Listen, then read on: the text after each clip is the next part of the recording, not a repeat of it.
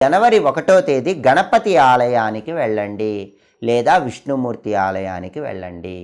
మీకు దగ్గరలో ఉన్నటువంటి గణపతి ఆలయానికి వెళ్ళి దేవాలయంలో గణపతికి అభిషేకం చేయించుకోవటం, లేదా గరిక పోచలు ఎర్రటి పుష్పాలతో అర్చన చేయించుకోవటం, గణపతి ఆలయంలో ప్రదక్షిణలు చేయటం, గణపతి ఆలయ ప్రాంగణంలో కొబ్బరి నూనెతో దీపం పెట్టుకోవటం ద్వారా గణపతి సంపూర్ణమైన అనుగ్రహం కలుగుతుంది. బుధుడి బలం పెరగటంతో పాటు గణపతి అనుగ్రహం కలిగి విద్యా ఉద్యోగ వ్యాపార రంగాల్లో అద్భుతంగా సంవత్సరం మొత్తం రాణించవచ్చు. అలాగే బుధుడికి విష్ణుమూర్తి కూడా అధిష్టాన దైవం కాబట్టి దగ్గరలో ఉన్న విష్ణుమూర్తి ఆలయానికైనా వెళ్ళవచ్చు.